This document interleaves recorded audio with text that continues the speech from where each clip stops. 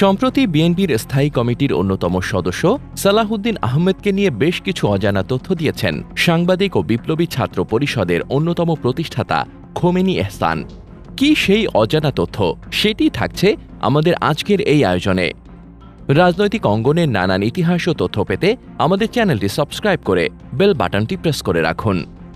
তিনি লেখেন, বিএনপি নেতা সালাউদ্দিন কখনো বামপন্থী ছিলেন না, তিনি ছাত্রদল করতেন। সম্ভবত ঢাকা বিশ্ববিদ্যালয়ের শহীদুল্লাহ হলের সভাপতি ছিলেন।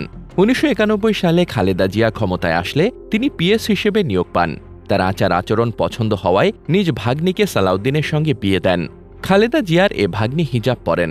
সালাউদ্দিনের পরিবারও ধার্মিক। সালাউদ্দিন নিজেও ধার্মিক মানুষ। এর মধ্যে বাড়তি খবর হল জামায়াতের সঙ্গেও সালাউদ্দিনের ভালো সম্পর্ক।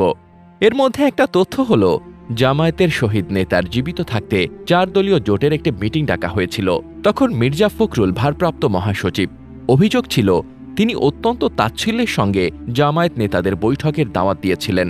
ফলে জামায়াত নেতারা ওই বৈঠকে যাননি। তখন সালাউদ্দিন আহমেদকে দিয়ে জামায়াত নেতাদের সঙ্গে সম্মানজনকভাবে যোগাযোগ করানো হয়। এখনও বিএনপির সঙ্গে জামায়াতের যোগাযোগের সবচেয়ে গুরুত্বপূর্ণ চ্যানেল সালাহউদ্দিন আহমেদই।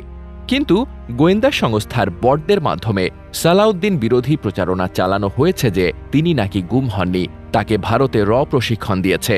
অথচ বিএনপিতে ভারতপন্থী কে বা কোন বলয় তা ১৬ বছর অত্যন্ত স্পষ্ট ছিল। বিশেষ করে যুদ্ধাপরাধের বিচার প্রশ্নে তারা কিভাবে ভারতের হয়ে কাজ করেছে তা সবাই দেখেছে। কথা হলো, সালাহউদ্দিন ভারতের লোকই হবে, তাহলে তিনি কেন জামায়াতের বিরুদ্ধে কোনো চেতনাবাজি করেননি? কেন তিনি জামায়াতকে ৭১ নিয়ে দোষারোপ করেননি, অপবাদ দেননি?